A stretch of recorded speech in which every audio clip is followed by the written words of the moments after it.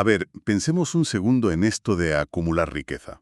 Para un ingeniero, uno normal, ahorrar un 10% del sueldo para llegar a $1.000.000, pues podría llevarle, según algunos cálculos, más de 150 años. Uf, una barbaridad. Y para un camarero, más de 600.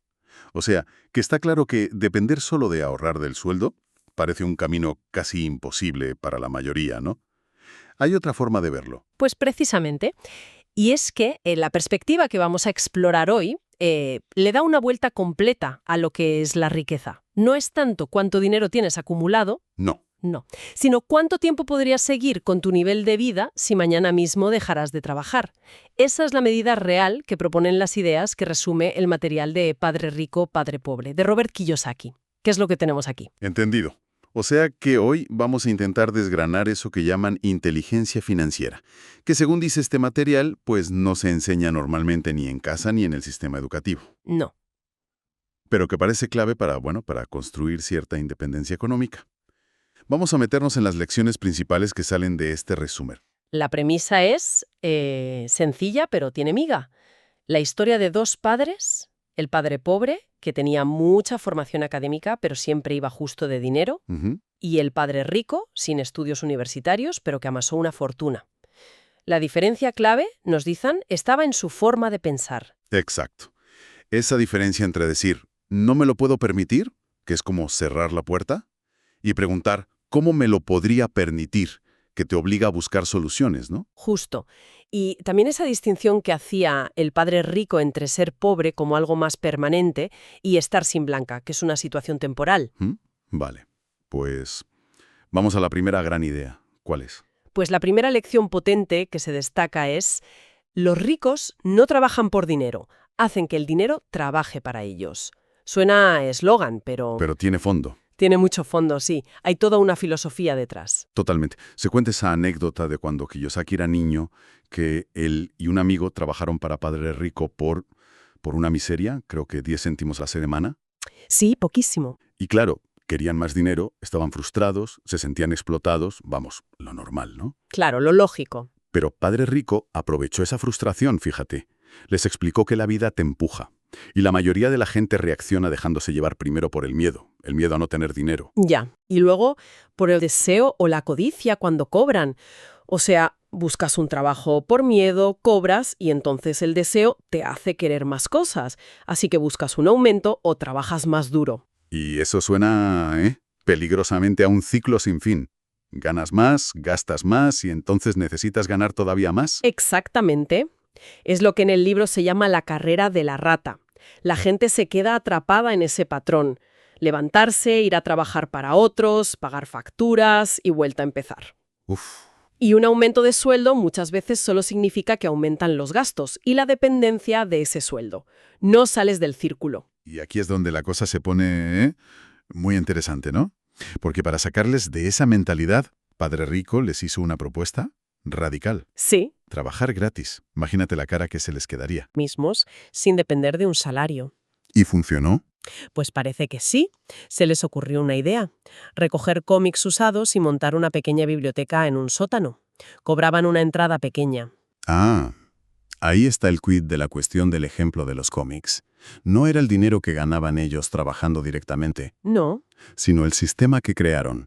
Contrataron a alguien, creo, para que lo gestionara, y ellos recibían ingresos sin estar allí todo el rato. correcto. Empezaron a ganar unos $9,5 semanales de forma pasiva. Fue su primer contacto real con la idea de que el dinero puede trabajar para ti. Vale. La conclusión que se saca de esto es que un empleo te da dinero a corto plazo. Sí, pero la verdadera meta a largo plazo es construir activos. Cosas que generen ingresos por sí solas. Si no, es muy fácil caer en la trampa de gastar más a medida que ganas más. Y sigues atado. Entendido. Pasar de ser, digamos, el hámster en la rueda a ser el dueño de la rueda. Y esto nos lleva directamente a la siguiente pregunta. Si la clave no es solo trabajar más duro por un sueldo, ¿qué es lo fundamental entonces? La educación financiera. Esa es la segunda gran lección que se subraya en el material. No es tanto cuánto ganas, sino cuánto eres capaz de conservar y, sobre todo, de hacer crecer. Y aquí el material es bastante crítico con la educación formal, ¿verdad? Sugiere que nos preparan muy bien para ser buenos empleados, Sí, pero no para manejar nuestras finanzas, o menos aún para crear riqueza. así es. La crítica es que la formación tradicional se centra en habilidades profesionales para que encuentres un buen empleo, pero, bueno, descuida toda la parte de gestión del dinero, inversión, emprendimiento. Por eso se insiste tanto en que hay que autoeducarse financieramente. Vale, ¿y cuál sería el pilar de esa autoeducación, según esta perspectiva? Pues entender una diferencia que es crucial, vamos, es casi la piedra angular de todo, la distinción entre un activo y un pasivo. Suena técnico. Suena técnico, pero la definición que se da es muy, muy simple. Un activo pone dinero en tu bolsillo, un pasivo saca dinero de tu bolsillo. Parece sencillo, ¿no? Casi de perogrullo dicho así. Activo igual a ingresos, pasivo igual a gastos. Exacto. Pero la aplicación, ahí es donde, bueno, donde surgen las confusiones. El material describe cómo funcionan los flujos de dinero para distintas personas, más o menos. A ver, Mira, alguien con mentalidad de pobre. Los ingresos, el salario, van directamente a gastos de supervivencia. El dinero entra y sale. vale. La clase media. Los ingresos, el salario, van a gastos también, pero, y aquí está la clave, van también a comprar pasivos que creen que son activos. Por ejemplo, La hipoteca de la casa, el préstamo del coche, las deudas de tarjetas de crédito, son cosas que sacan dinero del bolsillo cada mes.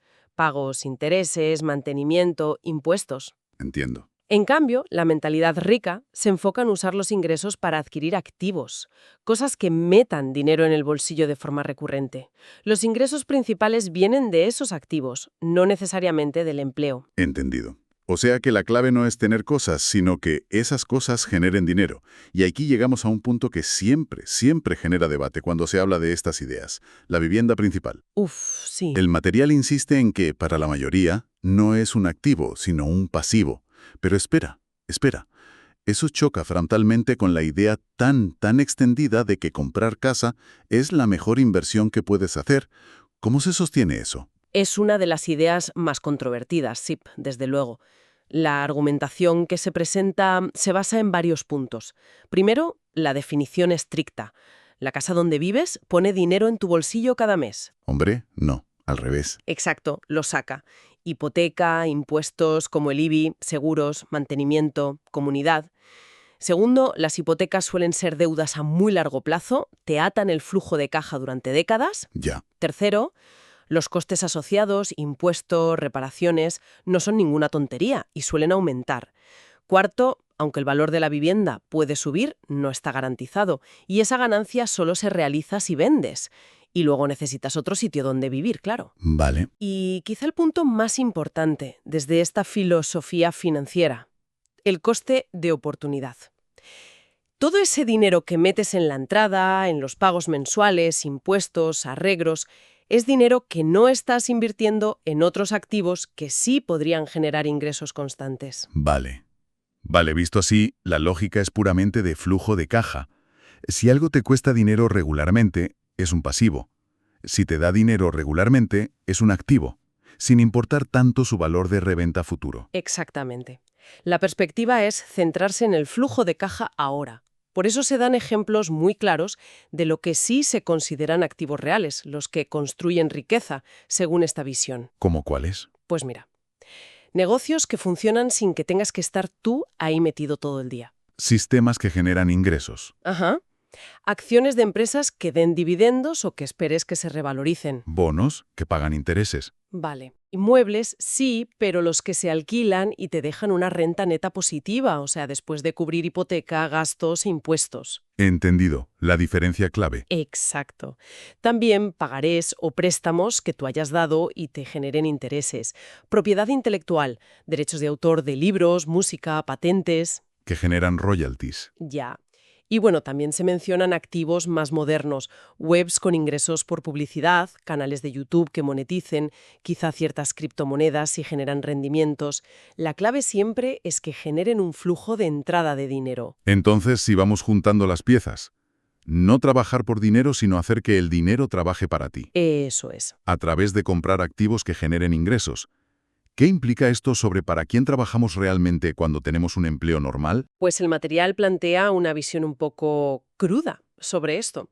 Argumenta que cuando trabajas por un sueldo, trabajas principalmente para tres entidades. ¿Así? ¿Cuáles? Primero, para los dueños o accionistas de la empresa. Tu esfuerzo contribuye a su riqueza, lógicamente. Vale, Segundo, si tienes deudas, hipoteca, préstamos, trabajas para el banco, pagando intereses. cierto. Y tercero, trabajas para el gobierno, ya que una parte importante de tus ingresos se va en impuestos, antes incluso de que los veas. Hay un ejemplo que se menciona sobre los impuestos, ¿verdad? Algo de cuántos meses al año trabajas solo para pagarlos. Sí, se usa como ejemplo el calendario fiscal de Estados Unidos para ilustrar que, para el ciudadano medio, todo lo que gana desde enero hasta bien entrada la primavera puede ir destinado solo a cubrir impuestos. Madre mía. Si lo extrapolas a una vida laboral, son años y años de trabajo dedicados solo a pagar impuestos.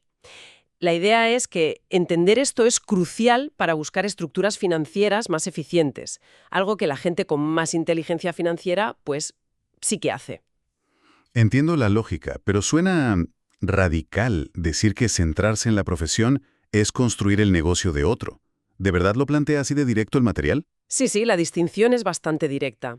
No se critica tener una profesión, al contrario, se valora la habilidad y el conocimiento, pero se diferencia claramente entre tu profesión. ¿Lo que haces cada día para cobrar a fin de mes? Exacto, lo que haces para ganar un sueldo que generalmente enriquece a tu empleador, y tu negocio, que es tu columna de activos, lo que te enriquece a ti directamente. Y eso nos conecta perfectamente con la tercera lección clave que se extrae. Ocúpate de tu propio negocio. El famoso Mind Your Own Business. Exacto, que no significa necesariamente que todo el mundo tenga que montar una empresa mañana, ¿eh? No, claro.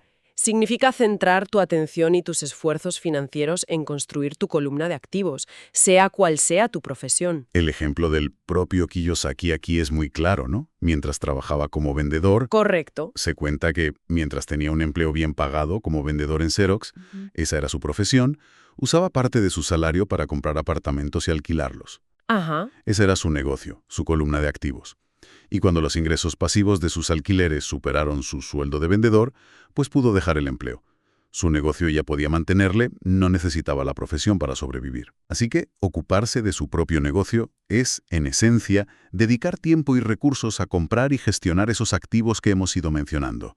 Negocios que funcionen solos, acciones, bonos, inmuebles para alquilar, propiedad intelectual. Precisamente. Y hay una filosofía muy potente detrás de esto que se recalca mucho. Una vez que un euro entra en tu columna de activos, no lo dejes salir. ¿Suena bien? La metáfora es genial. Cada euro invertido en un activo es como un empleado. Tu dinero empieza a trabajar para ti.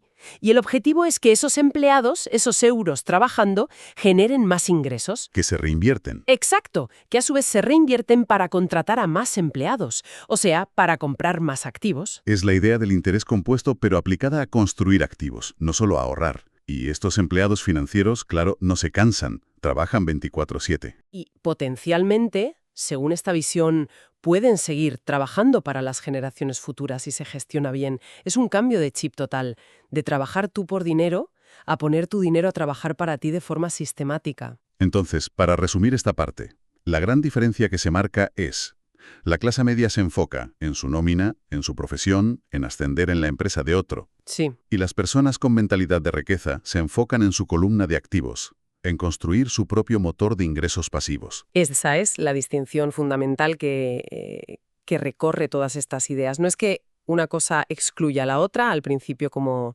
demuestra el ejemplo de Kiyosaki, pero el foco, la dirección a largo plazo, está en la columna de activos. Muy bien.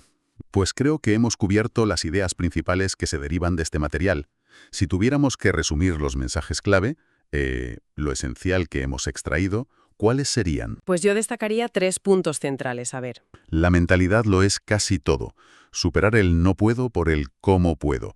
Y ser consciente de la carrera de la rata para poder salir de ella. Vale. 2.